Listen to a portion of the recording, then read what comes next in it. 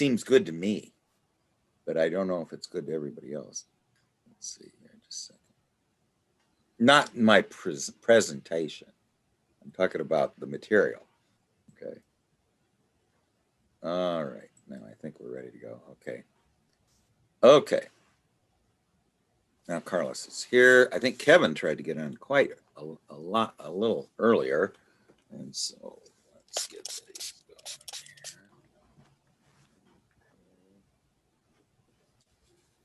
Glasses.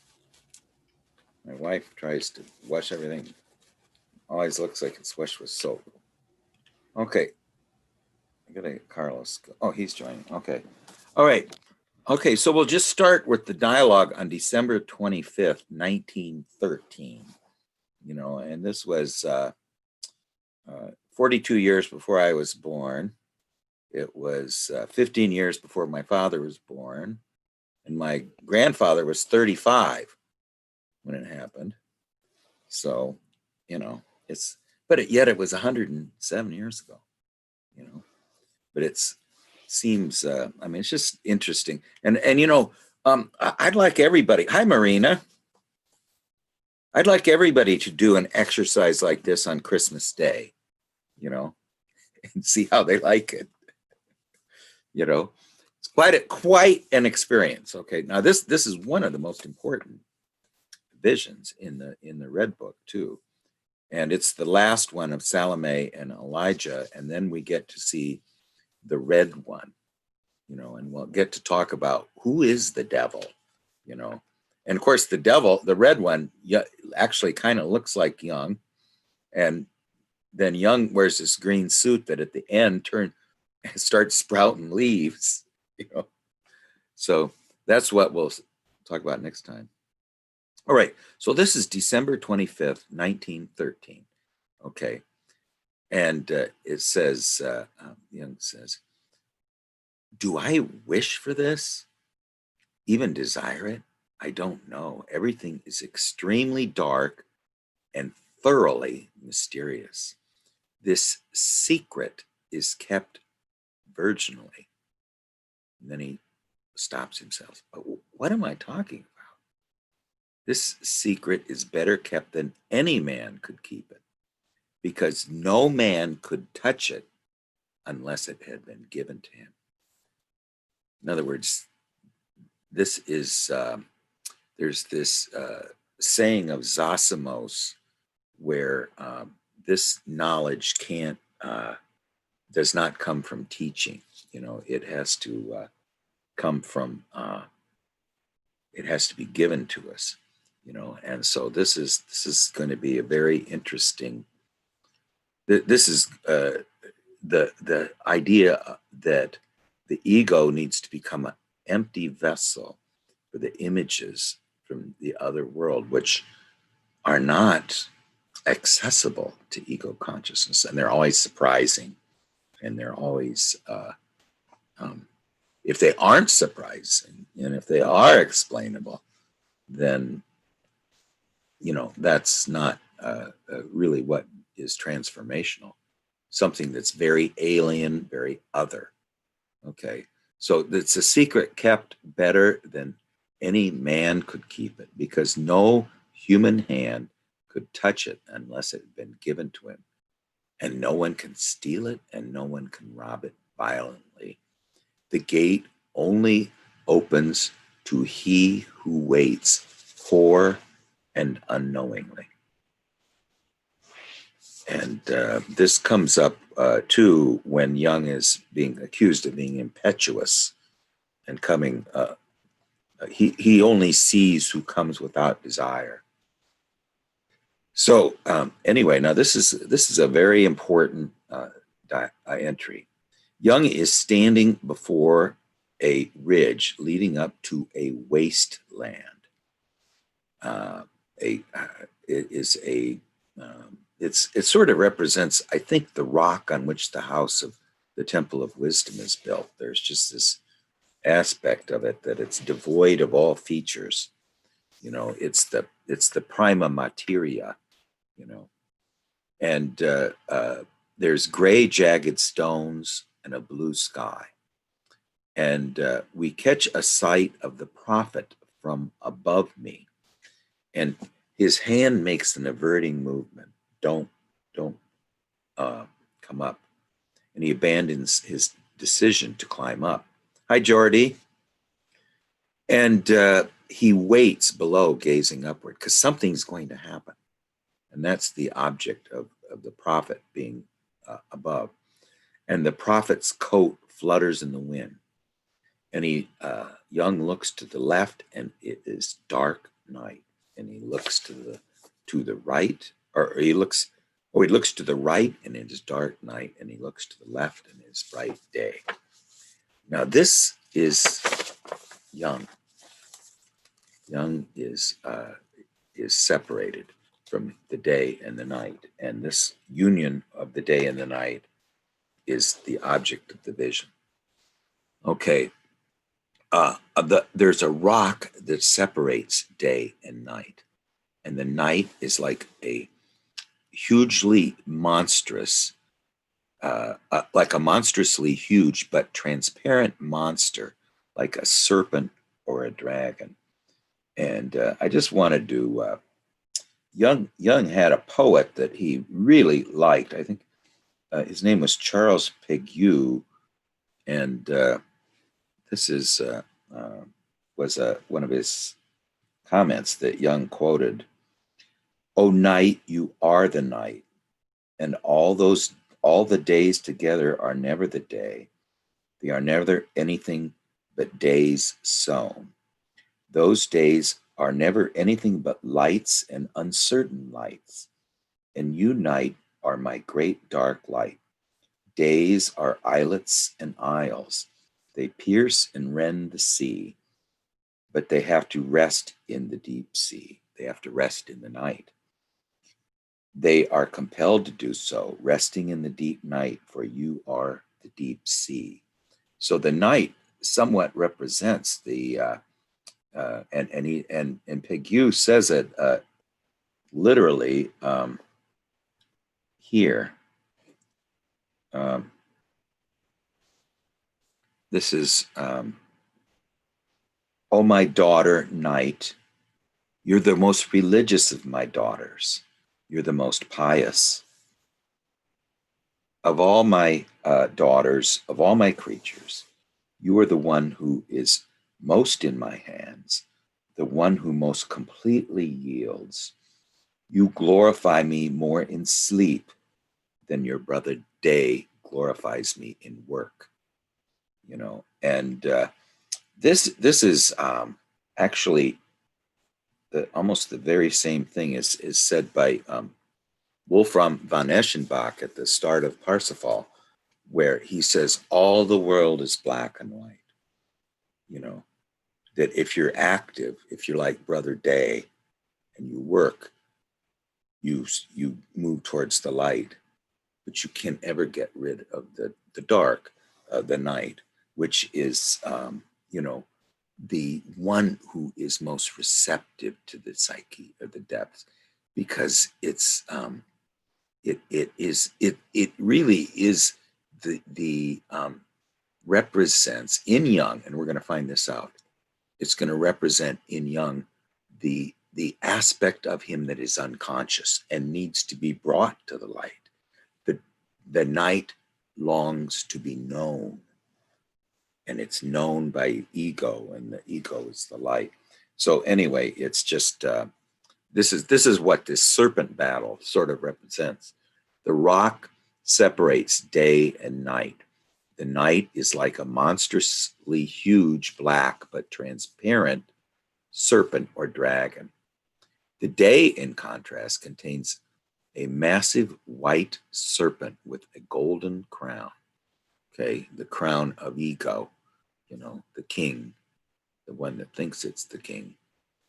And both serpents thrust their heads towards each other, eager for battle. So anyway, these are the opposites, you know, who can't tolerate each other, and yet they require each other.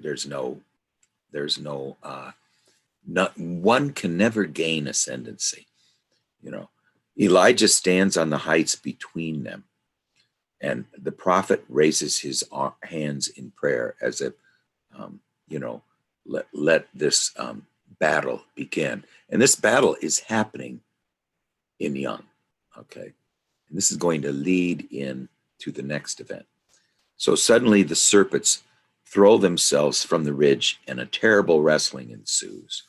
The serpent of the night is to a larger extent on the side of the day. It's moved into consciousness, okay? The center of gravity has shifted. Enormous billows of dust rise from the struggle and blur sight. The serpent of the night pulls itself back. The front part of its body has become white. Okay. Well, where have we seen that before? You know,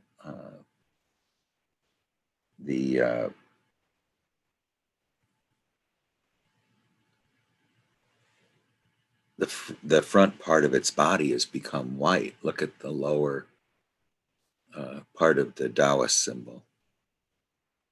You know, and somebody was showing that the Taoist symbol comes from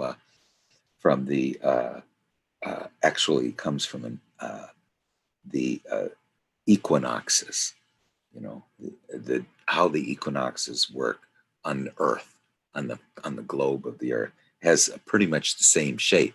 You know, if you look at wind on this flattened out globe with all the latitudes and longitudes, if you plot them out, they look somewhat like the Taoist symbol, you know, where the tail of the dark side penetrates the white, and the tail of the white side penetrates the darkness, you know. So, and then each contains a little bit of the other. So this is how the opposites are reconciled.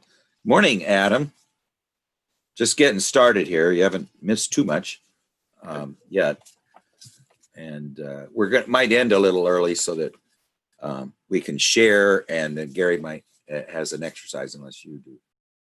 So now the serpents curl about themselves, one in the light and the other in the darkness. And Elijah climbs down from above and positions himself standing at some distance. So this is all for Young's benefit. And he says to Young, "What did you see?" And he says, "I saw the fight of two formidable serpents, a white and a black one.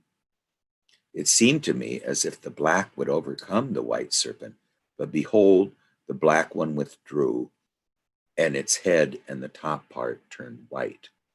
Okay, so anyway, I mean, what this means, or let's go a little bit further. Elijah says, "Did you understand that?" And he says, "I have thought it over, but I cannot come to a clear explanation. Should it perhaps mean the power of the good light will become so great that even the night that resists it will be illumined by it?" And that's not the answer. Yeah, and Elijah says, "Follow me." I mean, what the answer might be, you know, is that, it's like the Captain Ahab and Moby Dick, or, the King David and Goliath. You know, we need if you're not in this dialogue with the depths, the dark side can't gain ascendancy, even though it's the mother, even though it is the source. It needs to, the white side, or ego light, needs to keep its position on the earth so that it can be the assimilator of this. It can't be flooded or inundated by the depths. It needs to maintain its position. You know, now this is a wonderful image for Young, that he's not to be swallowed up by the depth. In the struggle between day and night, between the black and the white serpent, both needs to assimilate the other because they can't live without each other. But anyway, so Elijah says, "Follow me," and he climbs along to the ridge into the heights, and he follows, and Young follows, and they come to a very high summit, and on top we find some Cyclopean Masonry. Now, do you know what Cyclopean means? It means that you don't form the rocks, you just go find the rocks and you make a wall. It's like Hadrian's Wall or something. You just take rocks and you fit them together. They're unformed rocks, and some people make buildings out of these like this. I mean, you could see the Romans were really good at making what they called Cyclopean walls, and anyway, it's if you ever just Google it, they're very beautiful. Because some people are so good at this. Okay, so with dark cracks and holes, and all Cyclopean walls have dark cracks and holes. They don't, they usually don't even put any mortar in them. They're just fit together very expertly. And it appears to be like a courtyard or a circular rampart. And so he's thinking later it might be a place of worship or some kind of a sacred temple. And beneath the bulwarks are cavernous rooms. And in the middle of the courtyard, a mighty rock, an enormous boulder flat on top. The prophet stands on top of the stone, and he says, "This is the temple of the sun." The encircled place is a vessel that collects the light of the sun. Okay. So what is, this is the temple of the sun. It collects the light, and we're supposed to be, Young says later about this symbol, and he's almost directly quoting Elijah here, is you must make yourself into a vessel of creation in which the opposites reconcile. So this is the place of creation in which the opposites reconcile that we're talking about right here. And these are now again, when we get any image, I mean, the idea of the ego cooperating as an equal partner with the depths is that we are to take the images that were sent, and we're to become two things, both the medium of expression and the one who gives words and meanings to what we've expressed it as a medium of expression. And it kind of is similar to the two ravens that accompanied Wotan. One was named Thought, and the other one was named Memory. The memory is just this medium of expression side, and the thought is meaning. And those were the two ravens that brought Wotan the messages from all over the world, and so that he could have the knowledge from all over the world. I was hearing about there was an Australian Jungian who said that he went into analysis because this raven landed on his lap every time he went outside, and it wouldn't go away until he started analysis. So, and then after he started analysis, the raven didn't land on his lap anymore, So anyway, it was so this encircled place is the vessel that collects the light of the sun. And as Elijah climbed down from the stone, I realized that his form had become smaller. He'd become a dwarf who seems foreign to me. There's a purpose for this. I look astonished, and I said, "Who are you?" And he says, "I am Meme, M-I-M-E, and I will show you the well springs." Okay. Well, Meme is a famous character in the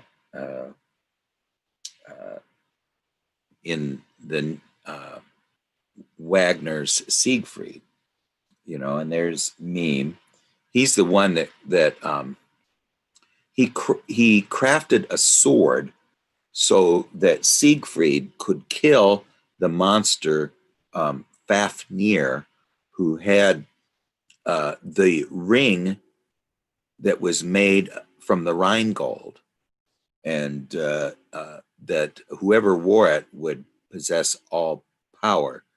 And after Mime created the sword, that the invincible sword that Siegfried was to use to kill Fafnir, and he kills Fafnir, but then Siegfried kills Mime because Mime was going to kill Siegfried after he had killed Fafnir, and which is interesting because now two murderers of Siegfried are joined together here, Mime and and Young, because Young murdered Siegfried too.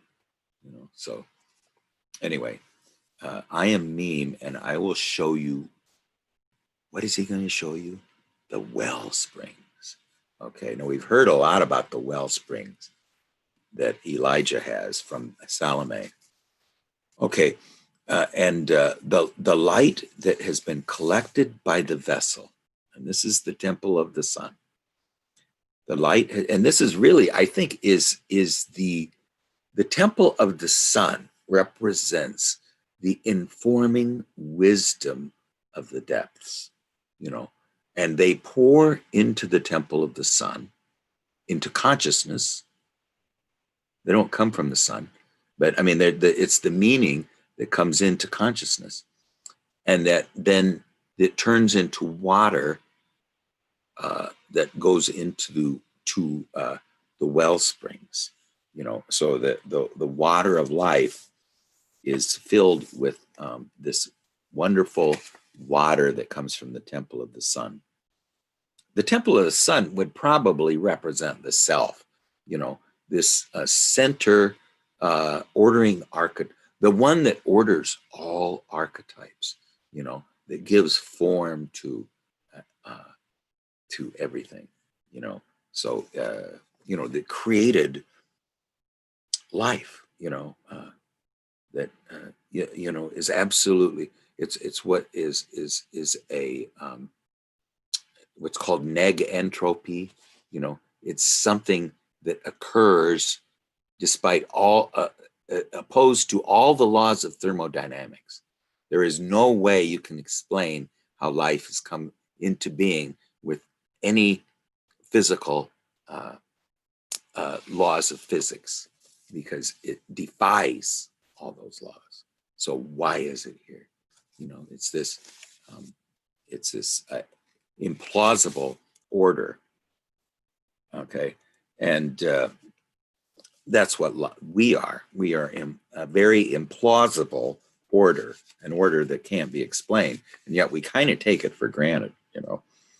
So he says, I am Mime, and I will show you the well springs. The light that has been collected by the vessel becomes water and flows into many springs from the summit into the valleys of the earth. And Mime goes to one of the crevices in the masonry and dives down into the dark, and Young follows him. Inside it is black night. And one can hear the rippling of the waters, and the voice of the dwarf sounds from below.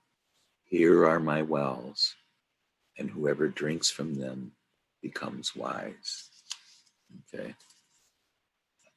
This is I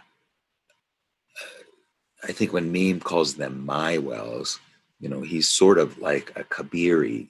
He's the he is the sort of the daimon of the depths, and he's sort of the guardian of these wells. And but now Young cannot reach down, and instead he clings onto a stone above. He's not ready to drink from these wells. And slowly his eyes get conditioned to the dark, and he sees the dwarf standing in the bluish dim light beside a small water rivulet. But he can't reach down. Now, you might have experienced this in dreams too, that, I always try to get something to look into my eyes. It won't look, or, my wife had this dream where this dying person uh, who needs her help, she sees him, but she can't get to him. And it's just the fact that we can see the treasure hard to attain, but we're not ready for it. So anyway, the door, the it, he loses courage. Young loses courage, and outside in the giant courtyard, he sees the bright sun pouring. And now he's sort of, that's all, this is the end of the vision. The dwarf seems ghostly to me. I have the feeling of hallucination, and doubting, I pace back and forth in the giant squares of the yard. So he's seen the well springs from which all wisdom comes, and the wisdom comes uh, from the light of the self that pours into the great circle and then seeps down into the depths from this kind of implausible order and plausible meaning, and he's undecided whether a phantom has lured me to this place or not, because everything appears so strange and incomprehensible. Who was this? Was it Elijah or was it me?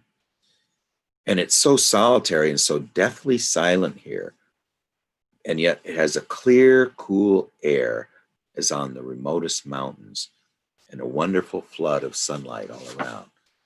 So, the light of ego consciousness, even though it is clear and cool and a wonderful flood of sunlight all around, doesn't answer a lot of questions. It's just, being able to see doesn't mean that we are able to understand, because it's incomprehensible, he says, even though there's a great light, clear light. And I see around me the mighty walls that form the horizon, jagged crenellations. It's interesting. A crenellation is a castle with places cut out so that you can hide behind here, and then you can go in there and shoot your arrow and then come back in. And so that's what they call a crenellation. It's a place where you can move from protecting to move from a passive protected position to an active position. And there's gray and yellow lichens grow on the stones. Apart from this, there's not a blade of grass. I've seen this in the great plateaus in Norway. There's one called Sundalsora, and you just feel like you're on the moon, and there's all these gray and yellow lichens. And Marina, you might have seen those in the Highlands, or someplace in Scotland.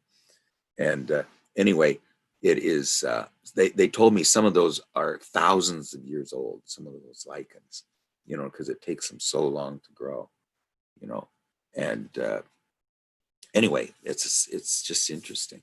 And it says, and then Jung says, he said, what is it with this place? That's a direct quote. What is it with this place? I think it could be a sacred druidic place of worship. And then a black serpent crawls across the stone. It's the serpent of the prophet. How did it get here from the underworld? And my gaze follows it, and I see how it crawls on the wall. Now, we should be getting a little bit acquainted with the nature of the serpent, all these serpents. The serpent really represents the undifferentiated psyche, and so like when Marina, last week, you saw it like an alligator or something like that. It really represents a what you'd see in an alchemical emblem. First we must kill the undifferentiated psyche, then it will follow a rebirth into something that is more ego-like. For instance, a stag, and it's sort of a progression through ethereomorphic forms, animal forms, until it becomes it can become more human. But the psyche has great difficulty coming up from the depths into our ego consciousness. It is it takes a great effort, and its form is really dictated by our own ability to speak to the depths, and not just our ability, but the experience. I mean, we have to actually do it over and over again before this this undifferentiated aspect can become more something we can communicate with. But it's a very good symbol because it's so riveting, fascinating, and Jung says it always slithers away when we see it, but if we follow it, it will lead us where we need to go. So, and anyway, it is crawls along the stone, and it's the serpent of the prophet. His gaze follows it, and I see how it crawls along the wall. I feel weird all over. A little house stands there with a portico, minuscule, struggling up against the rock. The serpents become infinitely small.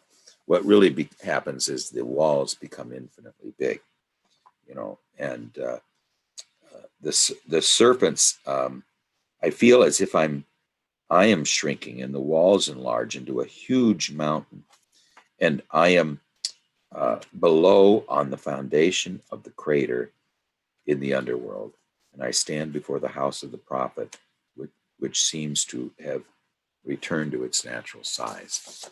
And here below, it is dark and nocturnal as always, and the prophet appears in the doorway of the house. So, well, Jung's going to say what I just said, was going to say. That I enter in with a quick step and speak to Elijah. I notice that you have shown me and let me experience all sorts of strange things before you allowed me to come here to see you today, but I confess that it is all dark to me. Your world appears to me today in a new light.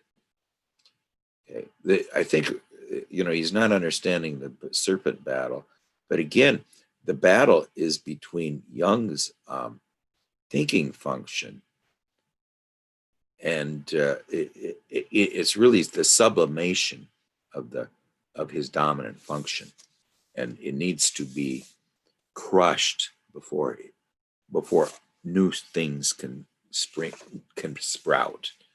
It's just too annihilating. It just now it was if we were separated by a starry distance from your place, which I still had hoped to reach today, but behold, it seems to be one and the same place. You are my son.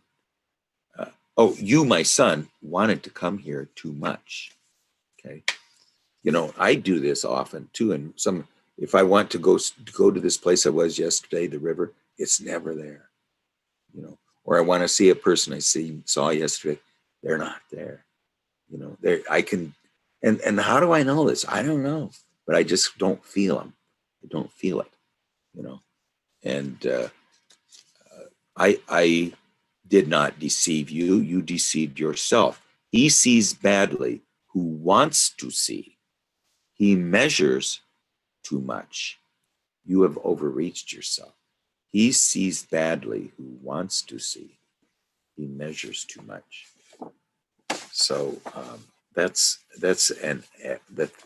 the aspect of this this work is that the depths need to be allowed to speak, and they're not going to be able to speak if we come down there with directed thinking. We have to become an empty vessel. For when the vacuum occurs in the empty vessel, then these other sort of very vaporous forms gradually can enter, but not until there's a vacuum there.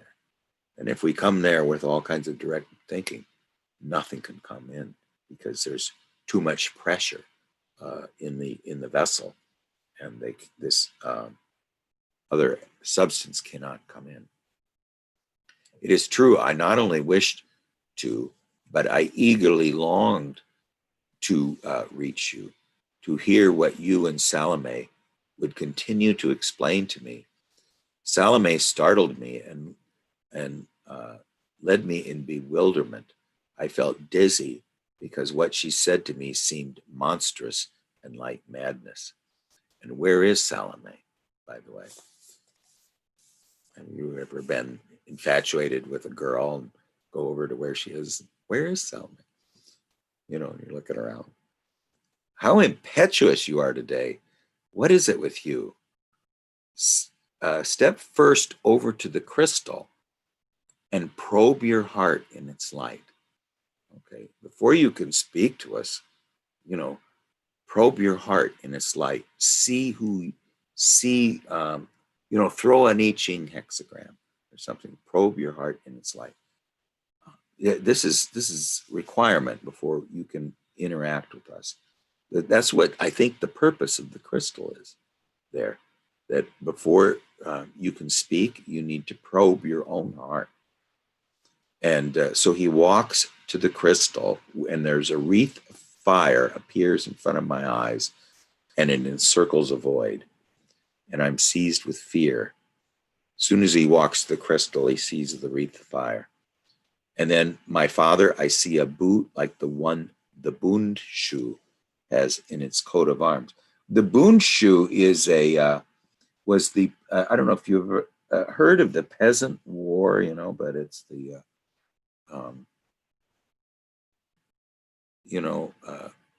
this is the flag of the Bundschu, and it's a peasant boot, and the rope means that it ties everyone together. It's a tied up shoe, but the shoestrings are so long that they that anyone can use them. I mean, that's what kind of the symbol was. There's the Bundschu. They were just tired of like anyone was, and this was the ruler of the peasant war. His name was Job Fritz, and he was, of course, these wars were easily put down. I mean, one time it was like a army of 300 to 400 mounted knights subdued a 5,000 man army of the peasants, because they just didn't, they just weren't professional soldiers. And then he sees the foot of a giant that crushes an entire city. Okay, now this could be one of two things. It could be, when you hear about it, you sometimes think it has something to do with World War I, but I think it really has something to do with Jung's his own life, that needs to be snuffed out, whatever it is. This great edifice that he built needs to, I don't know. I mean, I'm just guessing. It's a little bit of a stretch. And then I see the face of the sun, and it's me. Face of the sun. So it's his inner self, really. I mean, when we talk about the self too, I think just like the anima and the shadow, it's our self that we were born with. Just like we're born with the anima, there's a self, an ordering archetype in us that expresses our inner law. And my inner law is not the same as your inner law. So when myself speaks to me, it speaks to me in my own inner law, not your inner law, and so it's going to be different for me than it is for you. So the sun smiles with Jung's face, and he says, what does it mean?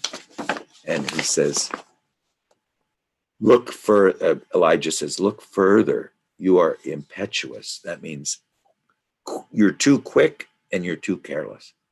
Temper your desire. You stand in your own way. You're the one that is standing in the way of of understanding. And he says, I see the cross, and I see the removal of the cross, and I see the mourning and how agonizing this sight is. No longer do I yearn. He says, you must.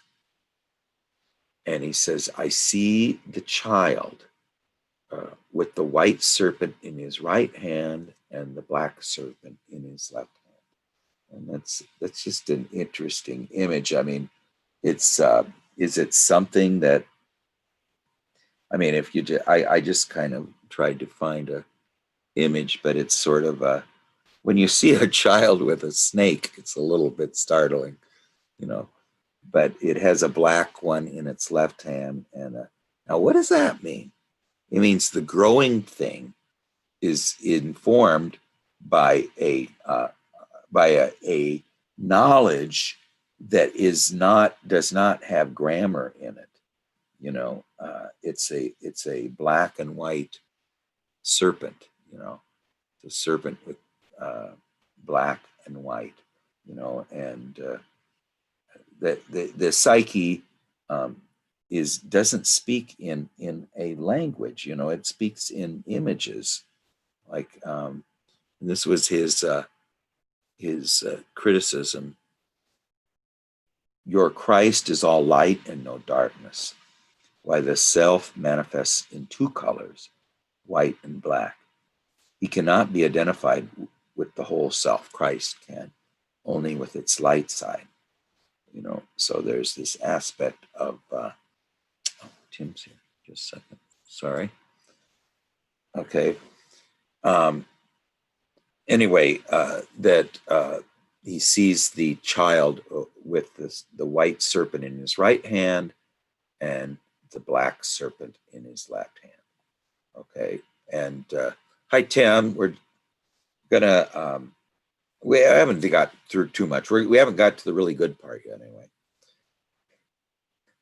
after what we went through, we're not to the good part yet. It says, I see the green mountain and the cross on it, and the streams and streams of blood are flowing from the summit of the mountain. I can no longer look. It is unbearable. You must. And I see the cross and Christ on it in his last hour and his last torment. And at the foot of the cross, the black serpent has coiled itself, the psyche. Now, you know, it's a great mystery what the crucifixion means, because it's kind of alien to us. But I think what it really is saying is that the ego must be sacrificed at the center of a quaternity on which it's suspended, and so that the Christ can come forth, so that the second man who's born of heaven can come forth. You know, the first man is from the earth and of the earth, and the second man is of the psyche and from the psyche.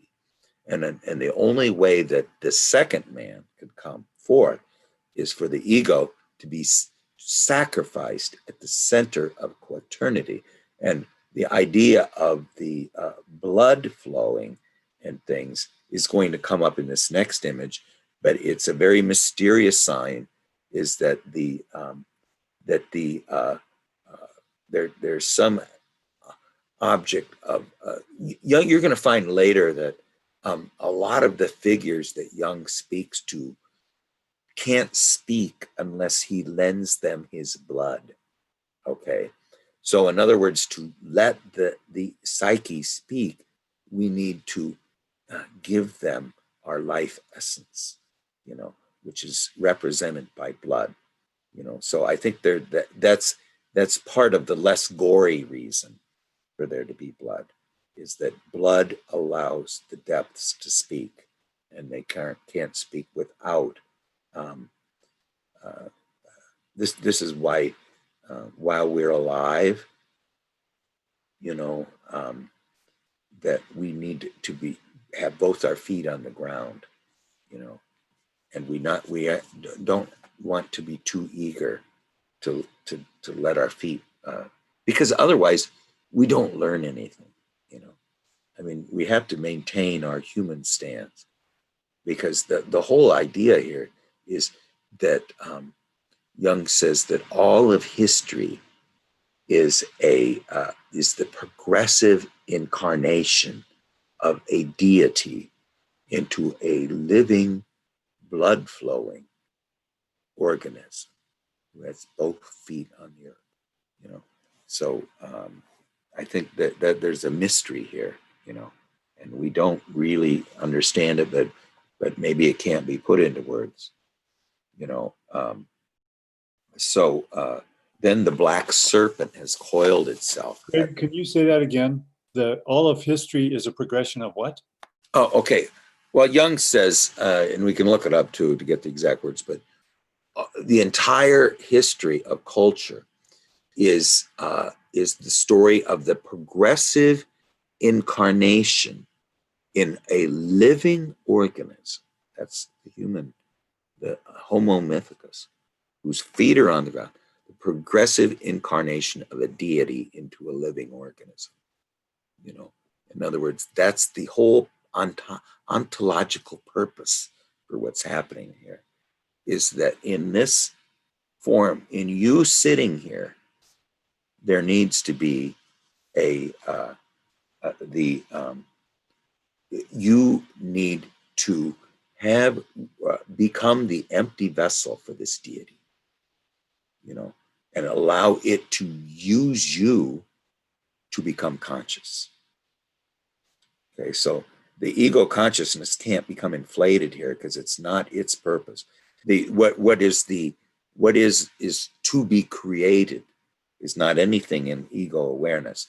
It is to be the symbol of meaning, this third thing, which totally transforms the God archetype or evolves it, you know, into what maybe at some point Pierre Teilhard de Chardin calls the noosphere, where all minds will be one, you know, all creatures will share the same mind at the same time, you know.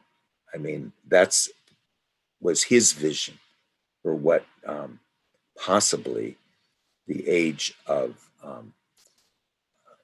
you know, we're moving into the age of the water bear from the age of the fish. The water bear carries the psyche within it. The one that follows is of the goat fish. You know, is that Capricorn, or I don't know, but yeah, it's the one where it's half fish, half the depths, and half the summit. So it is the being of the summit and the being of the depths to become one, you know. So what that means, nobody knows, you know. We can just guess, but anyway, the progressive incarnation of a deity is the idea here, you know. Anyway, at the foot of the cross, the black serpent has coiled itself. We're almost done here. And then I thought, oh, we've got to get almost done. I feel that the serpent of the prophet has wound itself around my feet and ties itself too tightly. The prophet looks at me with fiery gaze. I am contained, and I spread my arms wide as if spellbound. Okay, well, and then Salome draws near from the right. The serpent has wound itself around my whole body, and it seems to me as if my countenance is that of a lion. And Salome says, Mary was the mother of Christ. Do you understand? You know, and let me just show you this image here. This is right here.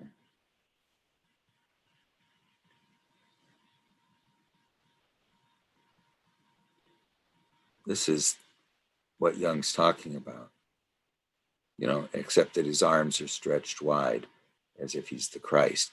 But this is variously called Ion, sometimes associated with Phanes, sometimes associated with Abraxas. but it's this Gnostic deity.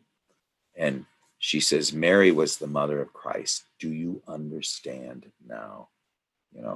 That's a very interesting question, because I got that question one time from what was purported to be Jung. I had this image of the Christ and Astarte, and the question was, do you understand? It was stream was let me say it says that there was four ordered pairs, and one pair was the crucified Christ and the lost star Astarte. And Jung says, do you understand the relationship between the crucified Christ and Astarte? And then there were three other pairs of animals, one sheep, the other two more uncertainly burros and camels. And I asked Jung if the lost star represented Jerusalem, and he said no.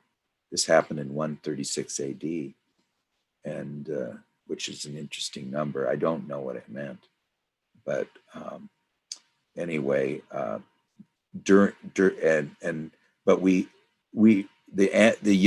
Jung's knowledge was a little seemed extensive, but he was distracted because Pope Benedict was going to be at the potluck lunch.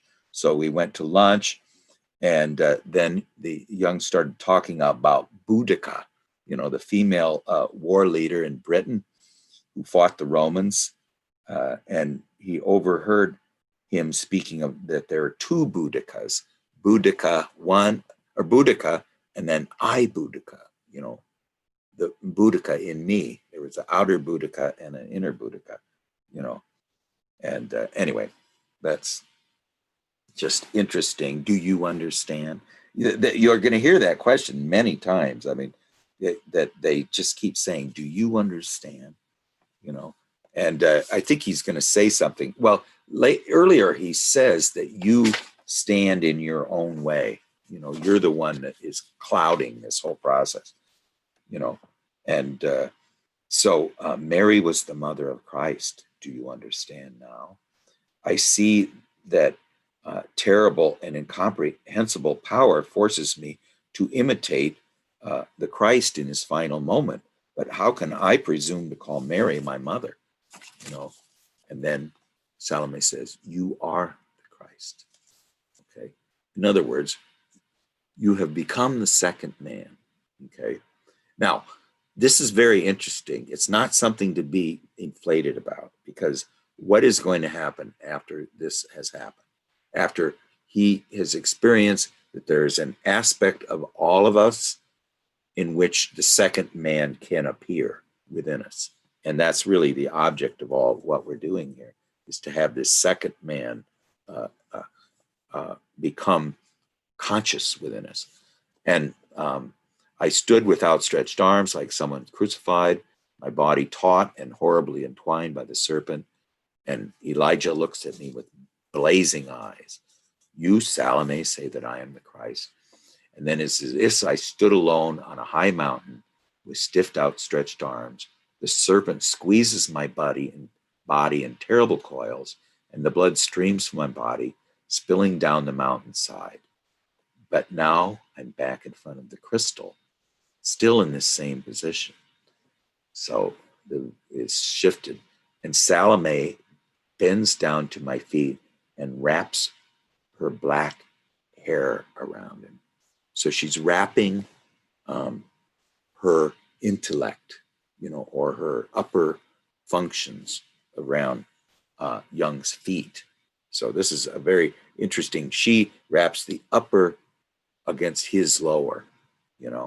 I think somebody had a dream that was like this. And then she lies there for a long time, and then she cries, I see the light. She's regained her sight. And truly she sees, her eyes are open. And the serpent falls from my body and lies languidly on the ground. I stride over it and kneel at the feet of the prophet, whose face shone like a flame. He speaks, your work is fulfilled here. Other things will come of which you do not know yet, but seek untiringly. Now, this is one of the most important statements you'll find in the whole Red Book. Seek untiringly, and above all, write exactly what you see.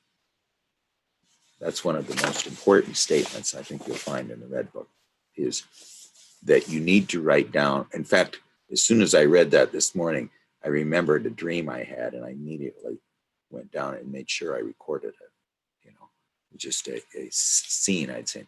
And Salome looks on as rapture, at the light that streams forth from the prophet. Elijah transforms into a huge flame of white light, and the serpent lies down at the feet of the flame. Salome kneels before the light in wonderstruck devotion. Tears fall from my eyes. Now, this is not figuratively. Tears flowed from Young's eyes. I don't know if you guys, I have had visions of where I was so grateful that I teared up. My feet do not touch the ground, this alien earth, and as if I am melting into air. And now he's back in his office. Something has been completed. As if I'd been brought here. Something has been brought to me with a certainty and a hope. Now, remember, Young said last time that hope comes from the same place these images come from. Hope and longing, I think.